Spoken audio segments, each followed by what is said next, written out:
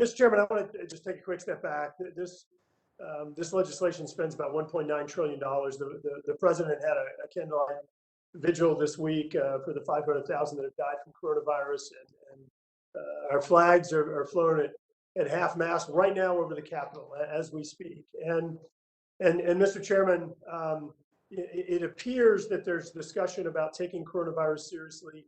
It appears that there's discussion about unity, but in practice, the previous, 5 bills we've done on coronavirus, all of them have had overwhelmingly bipartisan support or consensus, and this is the one bill that doesn't.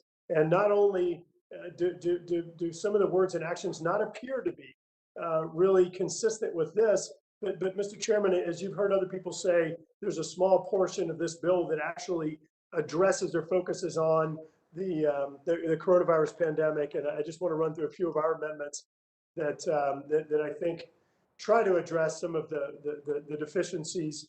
Number one, and Mr. Chairman, I'm going to refer to the numbers that are on your website for the version of the amendment. The first one is number 54 that pertains, and it's a second-degree amendment to the Yarmouth Amendment. What this does is that the base text of the bill actually makes seafood an eligible purchase for purposes of agricultural commodities or for loans or grants to producers. Mr. Chairman, I know that seafood's a big deal in your state as well, and it certainly is a big deal in our state. I think our seafood's better, but you still have it. For some reason, the manager's amendment actually strikes seafood as an eligible use of funds under this agricultural commodities or food acquisition program. And I don't know why that's being done. I don't know what you would say to your fishermen. I don't know what I would say to mine, but all of these food producers have been harmed. It's a $4 billion program. So, Mr. Chairman, our amendment number 54 simply restores seafood and seafood processors back into eligibility. It is not a forcing, it is not a shall, it is simply an eligibility under the program. And Mr. Chairman, just like your fishermen, I'd like for ours to be eligible. Secondly, Mr. Chairman, as you're well aware, the pandemic has caused job losses across many different sectors. In addition to the pandemic, some of the executive orders that have been issued are exacerbating job loss, and it's projected that just in my home state of Louisiana, we're going to have 50,000 job losses in the energy sector alone.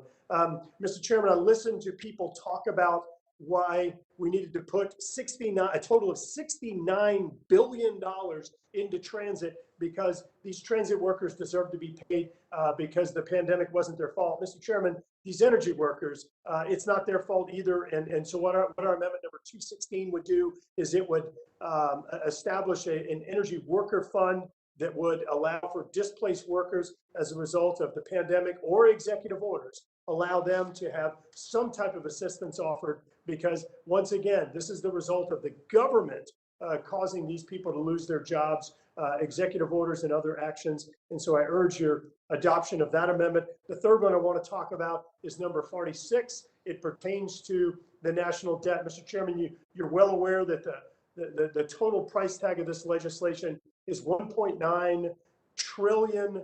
Mr. Chairman, there are strong concerns expressed by Republicans and Democrats that this type of spending is going to result in inflation in the United States. Inflation results in higher interest rates. We're talking about a debt of approaching $30 trillion with higher interest rates. It makes that much, much worse. So what our amendment does, and again, it's number 46, is it simply says that if a child or if a grandchild born in 2020 or beyond would be forced to incur a debt of $15,000 or more through no fault of their own because of excessive spending, then this spending would not proceed.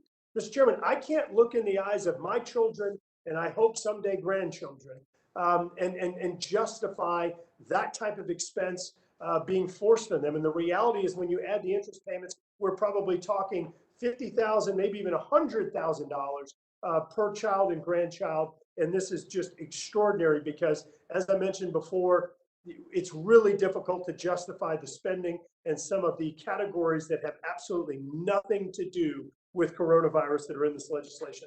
The last one I want to bring up, Mr. Chairman, I'm not going to go through all of our amendments, although I would ask you to adopt all of them. or allow them to be considered. Number 142, as you know, the base text of this bill provides unlimited sums of money. It says such sums as may be necessary, unlimited sums of money. It is an untold billions and billions of dollars to fund the pension programs of private companies and unions, perhaps entities that have mismanaged the spending. Yet, our own public workers, our teachers, our firefighters, our law enforcement officers, and others that have put their lives on the line for us, Mr. Chairman, under windfall elimination and government pension offset, these groups of public servants that have chosen to serve the public, they are actually penalized in Social Security payments when they retire. Either they're penalized or their spouses are. All our amendment would do, if we're going to bail out private pensions and unions and companies' pensions, then why aren't we at least giving the same treatment to our public servants as their colleagues? And very simply, if you were a public employee, a teacher, a firefighter, again, a police officer, or others, there are millions and millions of people, because they work in the public sector, their Social Security benefits are actually reduced. Our amendment would very simply say, you're not going to get anything you didn't pay for, but you're not going to be discriminated against because you were in public service and chose to teach children, to put out fires, to be an EMS employee, or to be a law enforcement officer. So again, Mr. Chairman, that's amendment number 142.